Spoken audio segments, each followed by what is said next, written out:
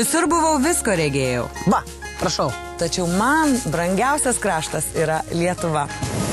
Aš esu Beata, žurnalistė, kulinarė ir Lietuvos gerbėja. Esu įsitikinus, mūsų laimė yra dabar. Galbūt netgi mūsų kieme, o gal nutolus vos 100 kilometrų. Šioje laidoje kviečiu jūs keliauti, ragauti ir iš naujo atrasti Lietuvą. O šias keliones stebės mano mėgstamiausios lietuviškos receptų knygos autorė, kulinarinio paveldo ekspertė Nijolė Marcinkevičienė. Nijolė mums pasakos, kas būdinga kiekvienam Lietuvos regionui ir ką būtina paragauti keliaujant po mūsų šalį.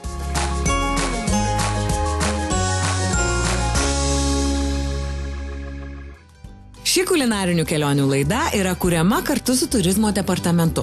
Jis bus mūsų gidas, padėsintis atrasti tai, kas dar nepatirta. Per 10 laidų ciklą sudėliosime 10 puikių maršrutų, o jūs jau rinkitės, kur pirmiausia važiuosite – Dzūkijon ar Aukštaitijon. O gal pas Žemaičius ar Suvalkiečius. Visus maršrutus pati išbandysiu ir jums parodysiu, kur nuvažiuoti, ką paragauti, o ką ir namuose pasigaminti. Kada keliauti? Artimiausią savaitgalį. Nėra kelionėms po Lietuvą netinkamo oro ar sezono. Pažadu, nustebsite, kiek daug dar nežinome apie savo šalį ir kokie grožiai yra tiesiog ranka pasiekiami. Na, o šį kartą keliausime po Žemaitiją. Mėly Žemaičia, tai kun pas jūs ir ką paėst? Perim taisyklį. Nu? Nikuomet katras žmogus, jei ne žemaitis, tegu nebanda šnekėti žemaitis. Aš taip pusę dienos repetavau. Ne, čia nepavyko. Telšia kaip Naujorks, tik nama nestovu gal. Nuostabu. Kitaip turbūt ir negalėtų būti prie tokių rūmų, ar ne? Visiškai. Tik tai šitaip. Prisipažinsiu, retai čia užsuku ir beveik nieko apie šį kraštą nežinau. Apie Žemaičius esu girdėjus tik tiek, kad labai užsispyrę, tarmiškai knygas rašo ir Žemaitiją atskirą valstybę vadina, o jos sostinė Telšiai. Tai nuo šio miesto savo kelionę ir pradėsiu. Na, Lietuvoje yra daug miestų, kurie įsikūrė ant ežerų, bet tik tai keletas, kurie turi, o galbūt Telšiai yra vieninteliai, kurie turi tokią nepakartojamai gražią krantinę. Ir gali būt, kad vienintelis miestas, kuris turi teleportacijos vartus. Ir jie yra štai čia. Tuoj parodysiu, kaip jie veikia.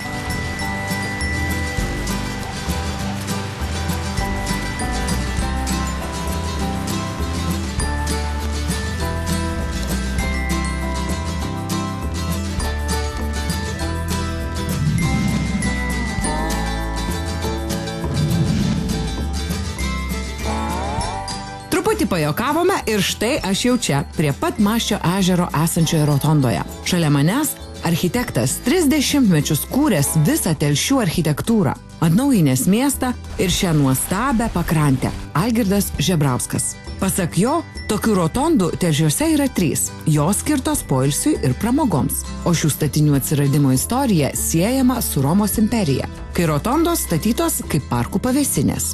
Tai ežeras ir miestas visiškai nedraugavo taip, kaip yra dabar. Visiškai, reiškia, galima būtų tokia, kaip ir pavyzdį duoti, kada du kaimynai gyvena viename name, dėja pakeisti jo, kaip sakant, gyvenamo būsto negali, bet yra susipykę taip, kad vienas su kitu negali kalbėtis. Telšiai vienas retesnių miestų, turinčių centre štai tokį įspūdingą ežerą. Tarsi magnetas jis sutraukia ir norinčius pasigrožėti gamta ar pasirstyti valtimi, ir dviratininkus ar pėsčiuosius, ir mamas su vežimėliais. Šis ant 7 kalvų stovintis miestas tapo vieninteliu Lietuvoje gavusiu Europos komisijos apdovanojimą kaip geriausia Lietuvoje vietovė, kurioje gyventi ir turistauti bei lankyti kultūros objektus patogu visiems. Ką aplink šį ežerą mes matom?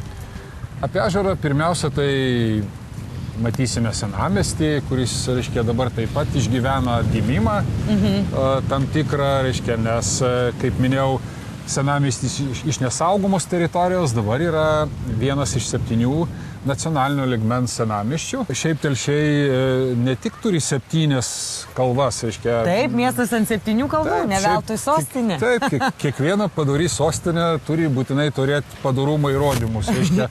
Tai ne tik elgesių, reiškia, bet ir, sakykime, savo formą turi turėti jau bent 7 kalvas, tai mažiausiai. Tai dėl to mes turime netgi tokius ir priežodžius, reiškia, Telšia, Kapruomas, stovu ant 7 kalvų. Telšia kapruom stovint 7 kalbų. Arba turim dar vieną, reiškia, priežodį tokį, kad Telšia kap Naujorks. Tik nama nestovo gol. O šitas labai geras.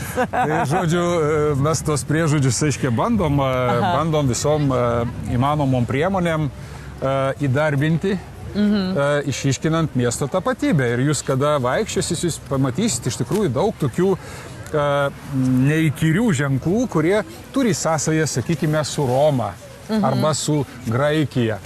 Telšiai yra, ko gero, vienintelis miestas su savo unikalia specifika, kuris vadinamas menų miestu. Menų miestas, ne veltui šiais metais yra, bet to dar ir kultūros sostinė Lietuvos, tai yra ir kultūros sostinė, tai yra ir dvasinis religinis Žemaitijos centras, nes čia yra vyskupija, reiškia, reziduoja. Mes čia turime labai daug kultūros įstaigų kaip Žemaičių muziejų Alka. Su unikaliausiais rinkiniais. Lūpkas Kranachas, Romanėlis, Veikers, Lotas Rubensas. Visą tai galima pamatyti ne kur nors kitur, o Telšiuose. O pats toks iškiliausias, didžiausias ir baltas ant insulos vienos iš miesto kalvų stovintis kompleksas.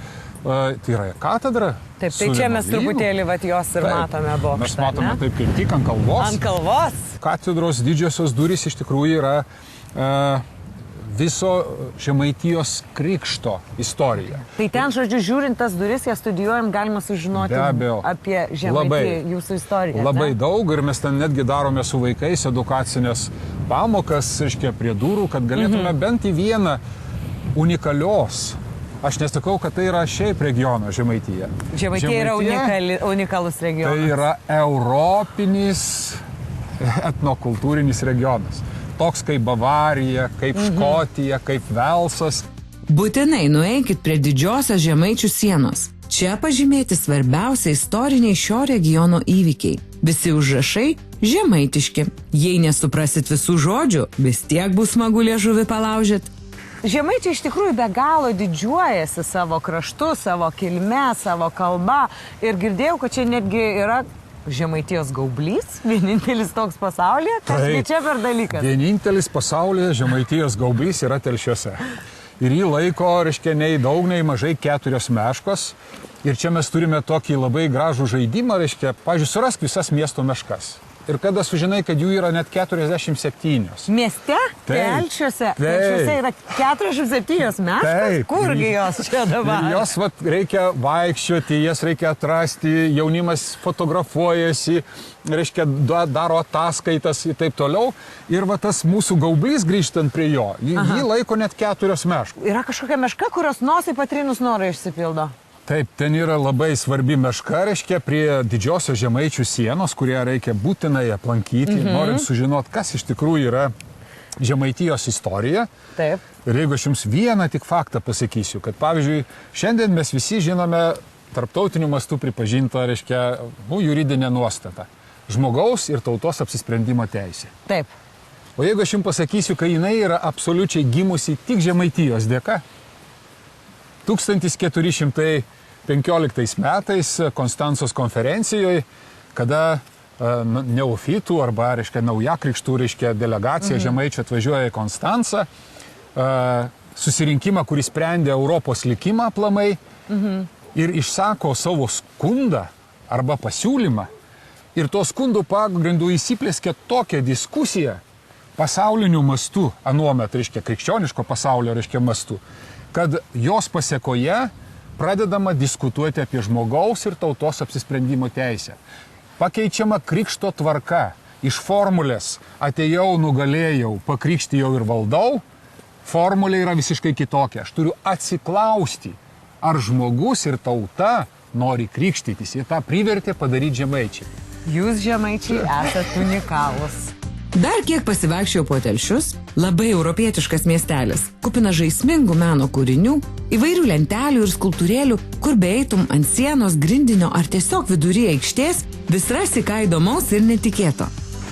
Va, štai Telšių turgaus aikštė ir pažink Žemaitijos sostinę. Va, štai pažiūrėkit, koksai yra žaidimas. Čia yra visi svarbiausi objektai ir reikia va štai taip nepataikant į jau pralošiau, reikės bandyti iš naujo. Visą dieną galima čia taip pabūti. Bet už tai labai gerai susipažinsite su visais objektais, kur katedra, kur seminarija, kur muziejus Žemaičių LK, kur mokykla. 20-tuką!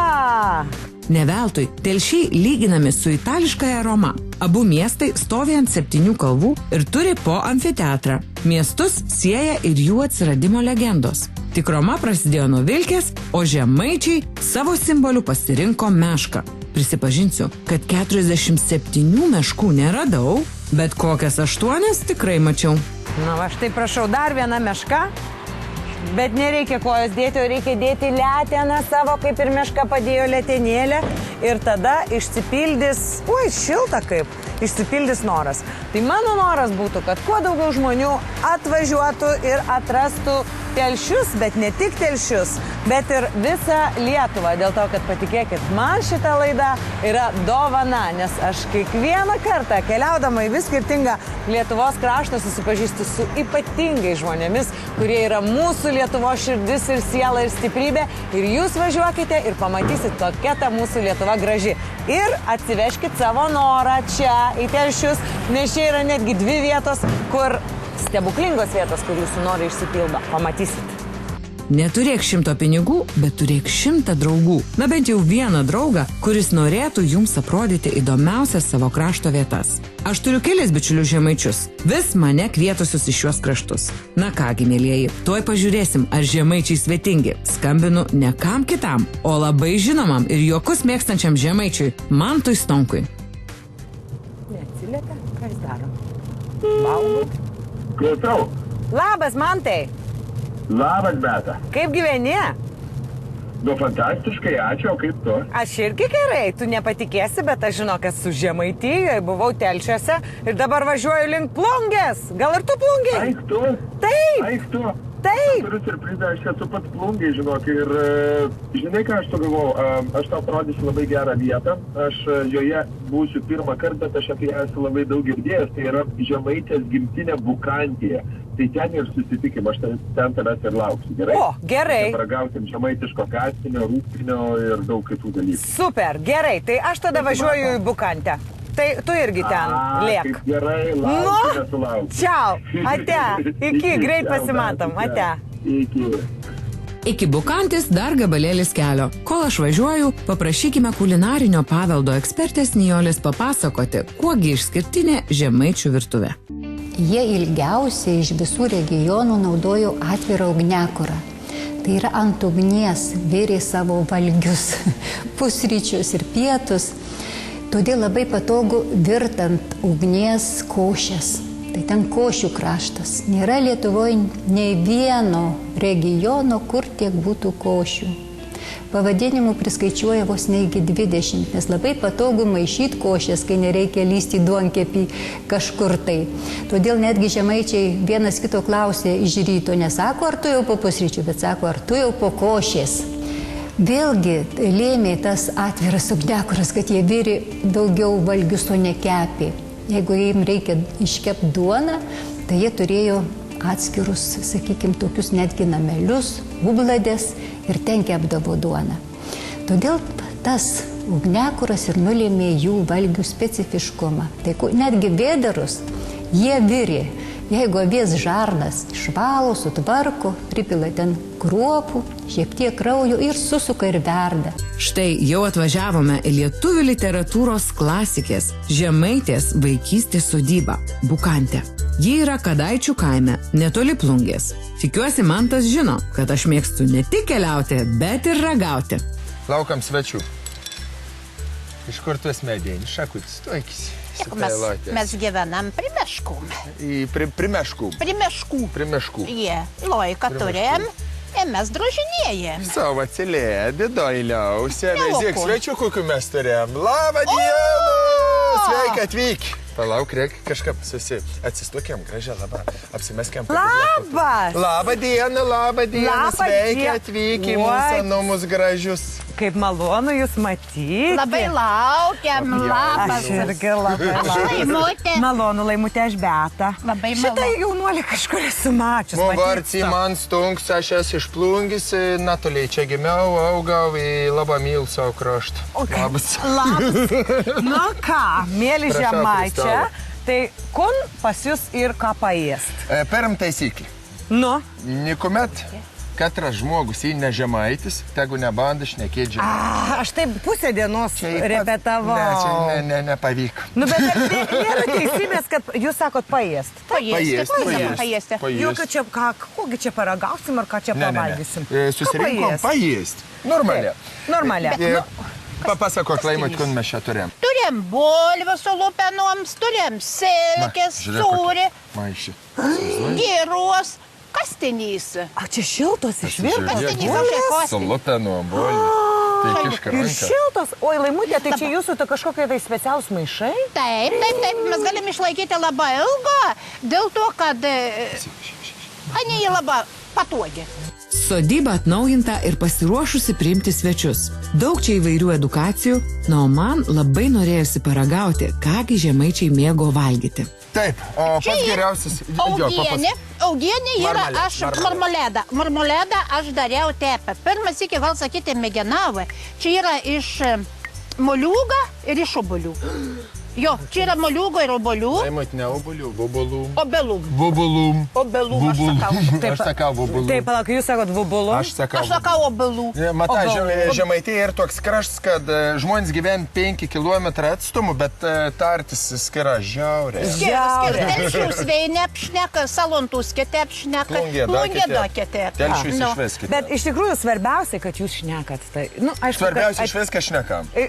Kad iš viską šnekat. Kad išlaikote savo nuostabę tarmę. Reik mylėtis, įsakome, kol gėmė, tau emerk. Savo kalbą, nieko man nekėsakos. Kol jūs čia rukojatės, aš biški noriu pamerkyti. Na ir čia, o aš irgi šitą baisį mėgstu. Čia yra spirgienė. Spirgienė. Tai dabar jūs pasakokit, Laimutė, kaip jūs darot spirgienį. Aš spirgienį darau tepą. Paimu keptovę, paimu semenum, paimu kanapių ir untuščius potelnis paskrusdinu. Paskrusdinu. Supratau. Jeigu ką aš prašysiu, man tai jo, o paskiau, va, anas reikia atvisinti ir po to aš cibulis. Jo, cibulis pakepins, smulkė cibulis. Ir paskiaus reikia viskon sugrūsti. Ir dar aš biški dedu kvynų. Kmynų? Jo, kiti deda nadą, jo biški aš dedu kvynų ir mona iš tikrųjų labai skani gaunas. Aš nežinau, mona sujėd labai daug. Tikrai, jūs sujėd labai daug. Labai daug. Kaip man patinka tas sujėd. Labai daug. Kvynų, kaip kvynų grupė. Kaip Merkurį. Taip, kaip Merkurį, kvynų. O tu žinai, ką šia ir? Čia pats skaniausias dalykas Žemaitijoje. Aš žinau, ką šia. Rūkštspėns. Ne, koks ne rūpenis, ne kepiras, bet rūkštspėns. Ne, čia rūkštspėns. Po darbų pareis, vakar pasiėmė karštą bulvį, pasiėmė rūkštspėną gabalą. Bulvį. Ir pats geriausias dainos atlygis už darbą. Gerai, paragavom. O kur mums paudėlis, Laimut? Paudėlis, šitą, prašau, va. Skanus, ne? Labai. Dar nepapasakoja, Laimut, kas į čia? Kokia čia silkė, matau. Čia jūsų patarmas. Silkė ir gerėk mokėti, žinokitės, pasidaryti. O nei kiti, žinokitės, kad atvažiau pas mūsų, ėd, o ką paėd, įsoka. A čia nebuvo grybų. A, tikrai? Visi pavalgė šito silkė, sako, čia nebuvo grybų. A, nebuvo grybų. O tai čia kas tas patarmasis? Kas čia? Čia yra silkė, ana yra nulupta, išimta iš kaulą, pamirkyta, kad nuėtų viskas surumsi, ir paskiaus aš anun gabaliukas pjaustau. Ir dedu labai smulkę supjaustytą cibulę. Ir grietinė? Smetuona, ne grietinis. Nu, po gabaliuką, paragauk. Gerai, atsiprašau. Tai čia yra tikra žemaitiškai paruošta silkė su svogūnais ir smetona. Aš galiu pasakyti, kad Žemaitė išėdavo čia ant gonkų, pasiimdavo tuik rindaluoti.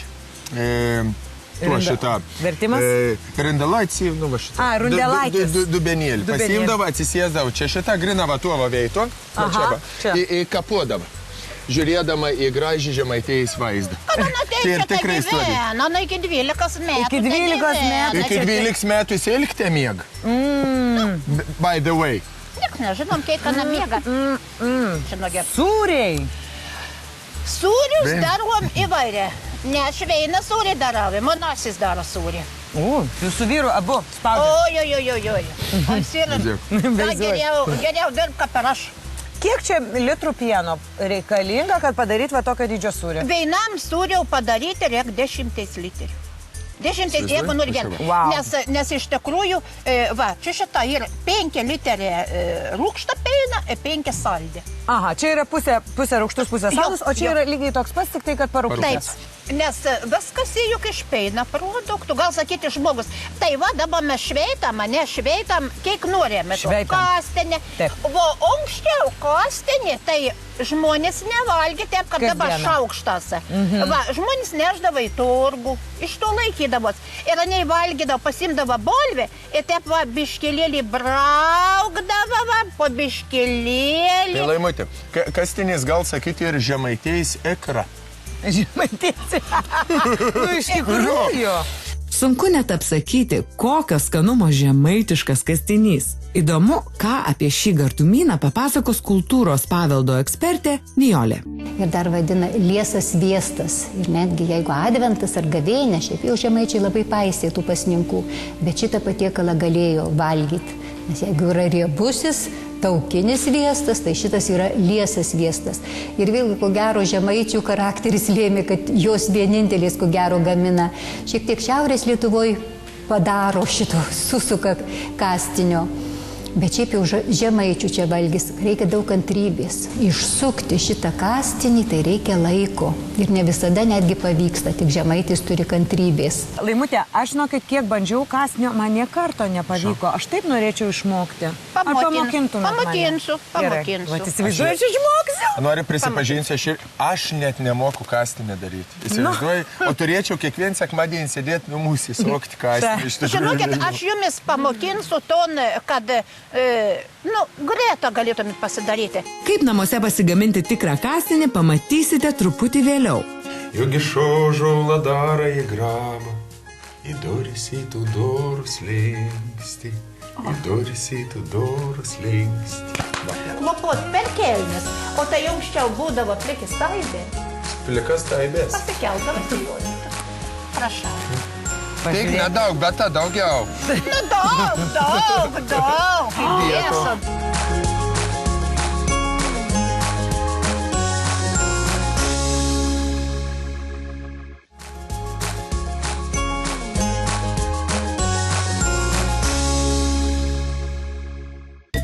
Tiek prisiragavę ir prisiklausę apie Laimutės ir jos vyro spaudžiamus ir rūkomus sūrius, valgyti tiesiog nebegalėjome. Todėl nusprendėme iš pradžių pamatyti žemaitės vaikystės namus ir paslaptingąjį kaminą, į kurį žemaičiai ne tik rūkomą mėsą kabindavo, bet ir neklusnius vaikus kartais uždarydavo. Aš noriu tokio kamino namie. Nu tai tu pasižiūrėk, man tai kaip čia viskas yra ir galėsi taip vat, ir pasistatyti. Indrės vietai drabužinės, jie bus kaminas. Žinokit, Mantas, jeigu norėsi tokį kaminą turėti, tai turėsite kiaulės auginti, nes iš tikrųjų tokius kaminus viršau, papjaudavo kiaulės ir skaitos rūkydavo čia. Viršau būdavo lašinė, dešras, o kabintas va čia. Nes iš visų trubų čia suojant dūmą. O šiaip deina, va, tas kamins iš tos einas atrodo kitokis. O kai jėti vakarį, anos atrodo pilkšvas. Tokis gražias, tokis atrodo, kad padidelė. Ir čia labai geras ars dainiauti. Jie nuot galite ištraukti dainą. Padainų. Moki visokių žemaitiškų dainų. Tad paliksim, ką pasam atradė. Mes į ožolus melsteis nabėngsėm, juk iš ožolą darą į grabą, į duris į tų durų slėngsti, į duris į tų durų slėngsti. Kamine smagu, bet labai jau spirgėjome pamatyti kambarius, kur žemaitė gyveno. Mes su ją, galima sakyti, kaimynės esame, kasdienį darbą eidama pro jos skverelį Vilniuje praeinu. O ji tik sėdi ir žiūri susimaščiusi. Gal apie savo vaikystę galvoja, nes šiame grafų Pliaterių dvarelyje žemaitė su tėvais gyveno, iki kol jai sukako 12. Prabangos čia nekvapo, nes būsimoji rašytoja buvo nusigyvenusių bajorų, vadinamųjų plikbajorių dukra. Štai čia jos kambarys ir dar jos pačios daiktų likę. Čia šitą tam kambarėlė yra Žemaitės komoda. Čia Žemaitės komoda? Jo, komoda yra Žemaitės, čia yra Julijos Žemaitės komoda. Ir ta komoda yra parvežta iš Marijampolės. Kur jinai gyveno jau vėliau. Jo, kur jinai jau gyvena, ten pasadvuota guluotas. Tai ir, bet kokios lovelės gulėdavo, matot? O čia Žemaitės lova? Ne. Lova yra ne Žemaitės. Bet iš to periodo būtent. Iš to. Nes rinktinė į baldą vėsi 19-20 amžių. Visi užklotai moterų būdavo apaudžiami ir apmesgami, o čiužinys grinų šiaudų. Gaila, kad negalima ant jos pagulėti. Įdomu, ar iš šonus nedurtų? Taip po kambarius bevaikščiodami pamatėme ir rašytojos naudotą drabužių kabyklą. Ir prie jos padėtus žirnius. Mantas, kaip tikras Žemaitis, iškart suodė, kas čia ir kaip. Aha, čia yra, jeigu vakar nusikalsdavo, tai paberdavo saujelį į kertį, vakar... Galiu nusibausti. Nusibausk, man tai papasakosi, kaip čia tas, tavo didelį keliukai dar... Man, kad žinokit, iš čia jūs klopot per kelnis, o tai anksčiau būdavo plikis taibė. Plikas taibės. Pasikeldavas į juodį. Ne, te baisė, didel keliai. Ale dar pamėginkite pabrūžinti. Brūžiai, vis tiek malonė. Gerai, tai dabar klupėk 10 minučių. Vis turi iškelti, va tepai. Va, o čia yra šomasis stals. Ir Žemaitis. Jo, o gal pamėginsit kon parašyti? O čia, žiūrėkit, net yra žąsies plunksna, su kuria va taip va ir būdavo rašoma. Aš vaikystėje visą laiką taip žiūrėdavau ir galvodavau, kaipgi ten rašosi. Bet mata, vis veina išėn taip, kad aten laiks, kad pabando. Oi, nemūko. Aha, čia atrodo taip lengva. Vau. Oi, Eina savo. kaip sunku. Bet gerai išėti.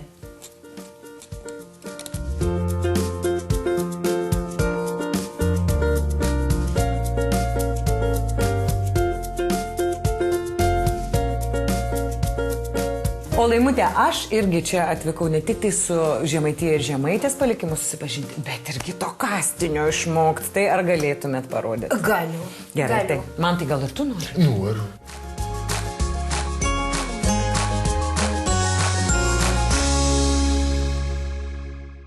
Ir mes dedam ton sveistą į molinį paudą. Taip. Ir anon reik laidinti. Turėti karštą vandens. Va, mes turėjom karštą. Sušildyti jį Jo, truputėlį. anon reik šildyti. Čia kaip karštą šokoladą, ne? Nu, uns tur būti, uns tur atlaidinti. Minkštas, Jo, atlaidintas. aš jumis pamokysiu, kad jūs parvažiavę, va, užsidėsit bulves. Ir čia, žodžiu, kastinio paruošimo metodas, kad grįžti iš darbo, užsistatai bulves virti Jo. ir greitai, va, štai šitaip. Taip, taip. Puoli ir pasiruošė. O jeigu neturit numenį, tai žinokit, nusipirkit sveistą reibiuoji. Aha. Ar Riebusi. 82%, koks ons ten yra, aš negaliu. 82 būtent. Nu va, ir šaltibarkščių kefyrą. Ir šaltibarščių kefyras. Taip, tinka. taip. Riebus. kitaip Riebus. tariant. Riebus kefyras. Kaip gražiai išsilydė. Labai toksai Labai minkštas gražiai. atrodo. Jeigu kaip vanduo kremas. būtų karštesnis, tai greičiau įsilydytų. Va. Aha. Matot, koks ant jie gražus. Va. Nu, dabar traukam laukų, pilsiam rūkštą peiną. Gerai. Pelkit, bet ubiški. Ir Užtenk? Užtenk, gerai. Ir dabar reikia įsukti. Dabar anon turi sokti. Anon turi sokti. Kaip man mama sakydavo, kastinys turi būti verkiantis. Aš neptaškysiu. Ne, viskas gerai. Verkiantis kastinys. Ką reiškia verkiantis? Verkiantis, on turi būti toks, nu, apsašavuojas. Aprasuojis. Jo. Ir vėl anon turi merkti, vėl turi merkti. Nu, va, vienu žodžiu, čia yra daina tokia be galo. Vėlgi sakoma, kad ne bet kaip reikia daryti, labai tinka koks nors šaukštas, tai jau iš obels padarytas, įskaptuotas. Vėlgi dubenis tik tai molio ir ne bet kokio, tokie gero molio. Ir kantrybė, ir kantrybė. Laimutė, kai jau kastinys paruoštas, tada jau jį skaninam, taip? Jo, gal dėti į cibolių laiškų, gal dėti į peperų kvepančiųjų, gal, vienu žodžiu, kam kas patinka. O nėra taip, kad su cibulaiškės greičiau sugesti gal kastinys? Jo, cibulaiškės į cibolėm daug draugėme. Jo. Ilga nelaikysi. O šiaip, žinokitės, kastinys... O česnaks? Česnaks ne, gali laikyti ilgiau. Bet jums biški pakartie, toks lygus skonis pasidaro jau neaptuoksi. Ir iš tikrųjų, žinokitės, kastinį gali valgyti su bolvė. Jau išlupau. Tai kiekvieną čia... Taip. Sakėt, kad jūsų labai, čia tie, kurie atvažiuoja, tiem visiems labai patinka su česnakais. Su česnakais, ar ne? Su česnakais. Gerai, tai mes tokį ir padarysim. Druskelis pagal skonį. Pagal skonį? Bet reikia, kad būtų druskelas, reikia. Anon turi labai gražiai tepsu. Aha. On storba tepti. Palaukit. On storba tepdėdi. Tėdė. Ale, gal man jau... Ir ons paskiau tie apsukrenta, ne? Tėdė. Paskiau. Laimutė. Daug, man tai įdėsiu, ko čia dabar... Prašau. Tik nedaug, bet ta daugiau. Daug. Įdėsiu daug. Kaip gražiai. Kaip skaniai kvepia, ne? Kaip gražiai atrodo, kaip skaniai kvepia, tai... O čia mes turėjom bolį. Čia turėjom bulvių. Va, labai geras dydis, tikrai užteks. Taip. Bulvelą. Nusitepiau runksnį, apgali bulvį. Nieko čia tokio tikrai tie Mantas, gam tu esi. Viskum gal, žinok, daryti. O mes paimkim, žinai ką, bet per pusę vieną. Gerai, vieną per pusę. Žiūrėk, va taip čia šitas. Jauna per pusę. Oi, ir aš. Prašau. Ir jau... Kas per grožis? Čia yra tikras žemaitiškas skanumynas. Tai kas? Tikrai per daug skanu. Ačiū Jums, Laimutė, už skaniausią kastinį, kokį tik esu ragavus. Ir dabar jau tikiuosi, kad jeigu visi nepuls namie jo gaminti, tai čia atvažiuos pas Jūs ir išmoks gaminti jį iš Jūsų. O kur tavo bulvė nematė? Mano Gerai, viskas, aš važiuoju, skubu. Bye. Labai malonu, kad apsilankėt pas mūsų ir iš tikrųjų, žinokitės, labai malonu pamatyti. Šiandieną į beprotą įspūdingą dainą. Beprotą, man taip pat labai įspūdinga diena.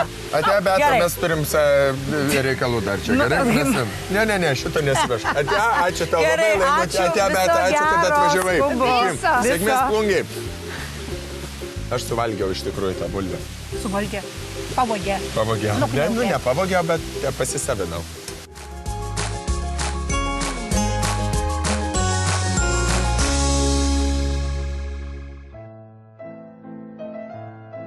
Yra tokia vieta, kur tiesiog negalėjau nenuvažiuoti, jei jau išsiruošiau į Žemaitiją.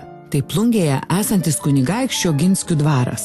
Sakoma, kad Oginskių dvaras vienas iš geriausiai išsilaikiusių Lietuvoje. XIX amžiuje jis priklausė grafui Zubovui, o vėliau šį dvarą įsigijo kunigaikščio Oginskių giminė. Vienas jų, Mykolas Oginskis, 1879-aisiais vietoje senųjų rūmų pastatė naujus, aplinkui juos įrengė didžiulį parką. Manoma, kad Oginskiai lygiavosi į dvaro kultūros etaloną Prancūzijos karaliaus Liudviko XIV šedevrą Versalį. Todėl Plungės dvaras buvo ir yra vietinių vadinamas Žemaitijos Versaliu. Bet svarbiausia, kad Oginskiai įsteigė meno mokyklą ir orkestrą. Būtent šiame dvare gyveno, kūrė ir dvaro orkestre grojo žymus Lietuvos kompozitorius Mikalojus Konstantinas Čiurlionis. Pirmojo pasaulinio karo metais rūmuose šeimininkavo vokiečiai. Vėliau dar veikė keletas mokyklų, o dabar įsikūręs nuostabus Žemaičių dailės muziejus. Na, aišku, galbūt truputėlį ir gaila, kad neišliko Oginskių rūmų interjerų, bet čia vyksta nuostabios parodos, kurias privaloma aplankyti. Štai pavyzdžiui, šiuo metu vyksta pasaulio žemaičių dailės paroda ir ji vyks iki pat gruodžio mėnesio. Va, štai matau ir Manto tėčio paveikslą. Na, o aš laukiu gastronomijos istoriko Rimvydo Laužiko, taigi su malonumu pasivaikščiosiu po šios rūmus.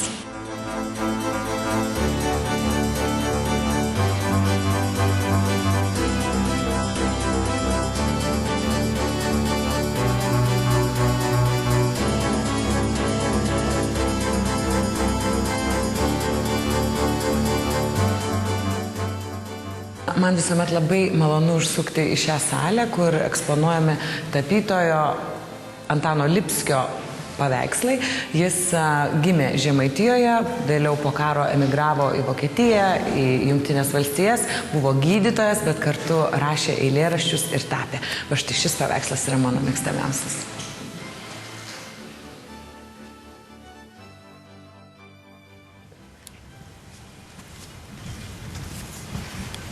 Nesuprantu, kodėl mano pavardė ne Oginski ir kodėl aš negimiau prieš 100 metų.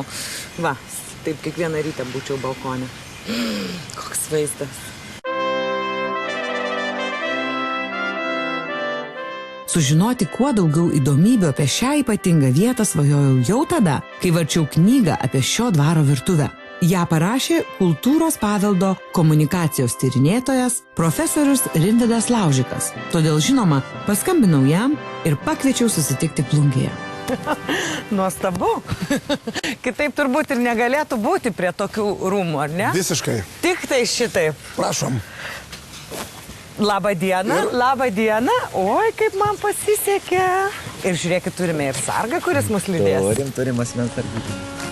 Po trumpos reklamos tęsime kelionę po nuostabėje Žemaitiją.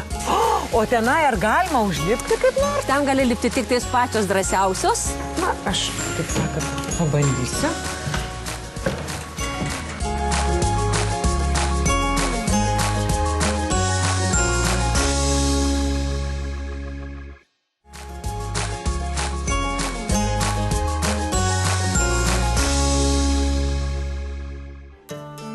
Mūsų ratelius traukia 2 žemaitukai. O ar žinojote, kad būtent kunigaikščiai Oginskiai išsaugojo šią seniausią Lietuvos arklių veislę? Žemaitukai buvo pakankamai nedidukai arkliukai. Ir 19 amžiaus antroje pusėje, plėtojant žemdirbystę, jie tokie tapo šiek tiek sunkiau pritaikomi darbams negu, pavyzdžiui, sunkieji arkliai. Vis tiek plūgą reikia traukti, tarkim, dvivagį arba panašius dalykus. Ir ta veislė pradėjo nykti. Tiesiog žmonės įsigyja tuos arklius, kuriems geresni. Taip kaip ir dabar. Taip, kaip ir dabar. Tai va, ir Oginskiai, taip sakykim, kaip šnekant apie žmogaus tą minties platumą, gebėjimą suvokti, jie suvokia, kad tai yra paveldas. Ir kad reikia būtent išsaugoti. Ir kad būtent tą veislę reikia išsaugoti kaip unikalų paveldą. Ir jie pradėjo steigti savo dvaruose draugijas žemaitukų augintojų, o taip pat žirgynus. Tai vienas žirgynas kaip tik yra prieš mūsų akis pro jį, mes dabar kaip tik ir važiuojame, keliaujame. Taip. Taip. Tai aišku, Oginskiai 19 amžiuje labai svarbi šeima. Kuo jie dar būtent šitam kraštui paliko be abejonės tokius įspūdingus rūmus? Nes aišku, jeigu mes norim taip metaforomis kalbėti, tai 19 amžius yra Oginskio epocha Lietuvoje. Nes sunku būtų sužinoti, paklausti arba suvokti, ko jie nepaliko. Tai iš tiesų, kai kalbam apie Oginskius, bet šiaip ir apie kitas tas bajorų giminės, tai man paprastai būna toks labai gražus dalykas. Tai yra žmogaus suvokimas, kad tai, kad jis yra didikas, turtingas ir turi labai didelės galimybės, tai jam uždeda labai didelę atsakomybę. Tai reiškia ne tai, kad tu prisistatai dvarų, gyveni ten bet kaip tu nori. Ten keli potas, o visi ten skursta, bet tu tiesiog esi atsakingas už tas žmonės, tą bendruomenę, tą valstybę, kurioje tu gyveni. Tai pradedant visais sukilimais, prie kurių buvo prisidėjo Oginskiai ir baigiant tokiais paprastai žemiškais dalykais, kaip, pavyzdžiui, valstiečių paleidimas iš baudžiavos, kaip jų socialinė politika, tai yra bandymas išmokti valstiečių savivaldos, pinigų valdymo, per jų steigimas kasas, kaip našlaičių prieglaudos, muzikos mokykla, žemės ūkio mokykla ir daugybė kitų dalykų. Na, jau neštegant apie pirmąją elektros lemputę, pirmąją telefono liniją ir daugybė kitų. Taigi, visi modernūs dalykai iš šios kraštus atėjo kartu su kunigaikščiais Oginskiais. Esu girdėjusi, kad ir įvairių dietų didikai ėmė laikytis anksčiau nei paprasti valstiečiai. Gal kulinarijos ekspertė Nijolė bus apie tai girdėjusi. Amžių sandūra taip lėmė, kad atsiranda mada įvairioms dietoms, vegetariškumas jau atsiranda ir todėl jų virtuvė yra daugiau daržovių, liesos mėsos, jau jie stengiasi valgyti mažiau tos mėsos. Ir ypatingai vėlgi tie tyrinėtojai tos virtuvės stebėjosi, kiek daug jie turi atsivežtinių produktų jau. Ten suminima ir olandiškos, silkės, alyvuogių, aliejus, muskatas virtas meduje, imbieras. gvazdikėliai, tokie valgiai, prieskoniai, kurių šiaip paprasta valstietė, ūkininkai dar nebuvo ir girdėjusi. Beje, dvaruose, kurių Lietuvoje tikrai daug, didikai pradėjo kurtis aprimus karams su kryžiuočiais. Tuomet pilis jie iškeitė į tokius dvarus kaip šis, kur ir jiems patiems ir svečiams patogu atvažiuoti. Dvarą įsigiję Oginskiai jį atstatė, o aplinkui pasodino didžiulį parką. O šiandien tai vienas pirmųjų išmaniųjų parkų Lietuvoje. Kurioje čia mes vietoje? Jūs čia turite rūmai? Tokį žemėlapį? Taip, o ką? Netinka? Tokį žemėlapį. O kas čia pas jūs per žemėlapis? Google?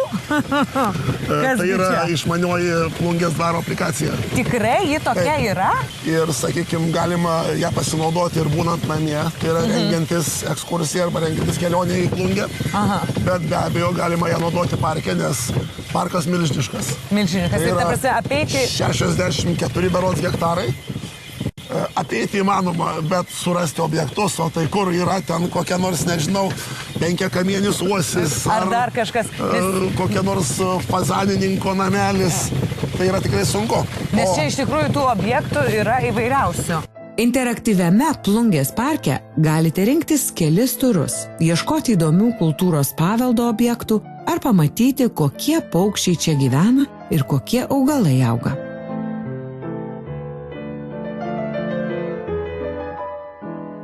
Seniausias išlikęs dvaro statinys bei mūrinis pastatas Plungėje štai ši grafo Zubovo statyta laikrodinė, kurią jis skyrė savo žmonai atminti. Dabar čia įsikūrusi Plungės viešoji biblioteka, o anksčiau šalia laikrodinės čia būta ir oranžerijos.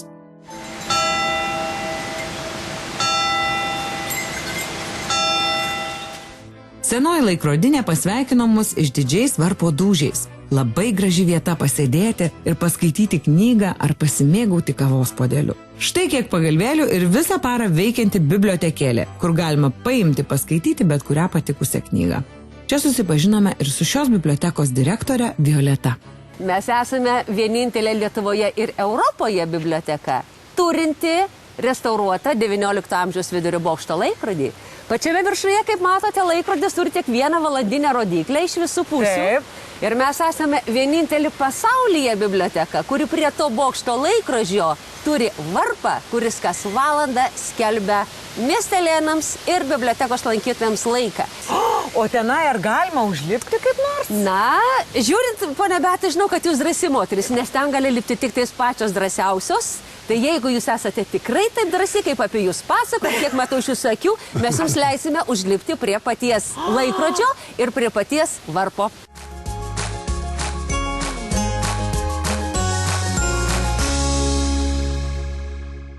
Aš tikiuosi, kad aš sėkmingai sulauksiu, kai jūs nusileisite. Aš irgi taip pat tikiuosi.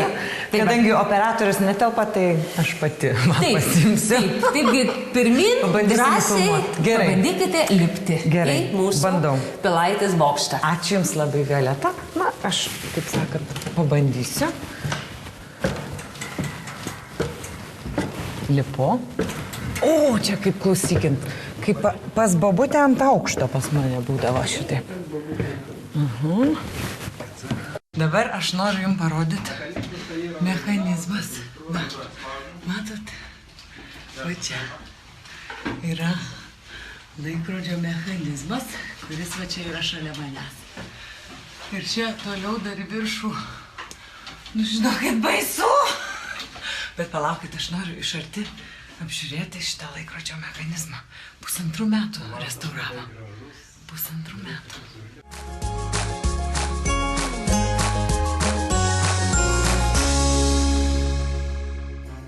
Mėlieji, nuoširdžiai ir atvirai galiu Jums pasakyti, kad man Žemaitija buvo toks atradimas. Pirmą kartą buvau Telšiuose.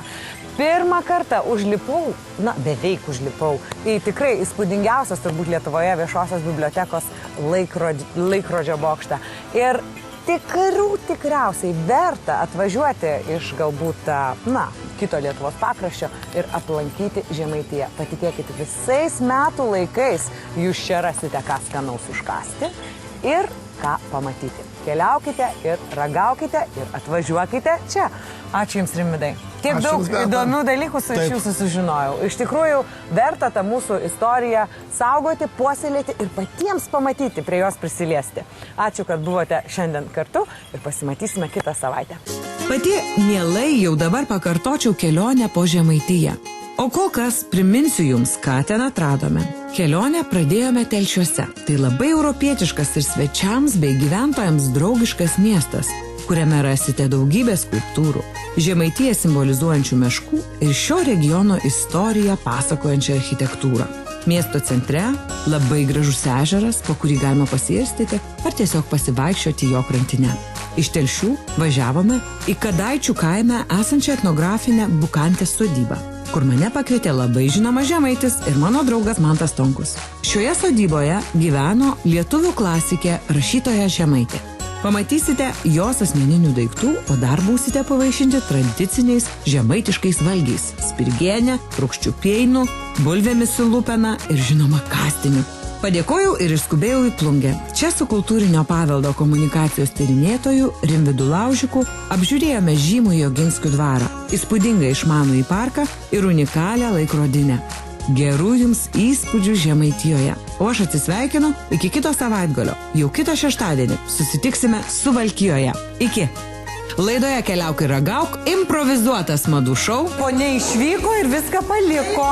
Netikėti atradimai.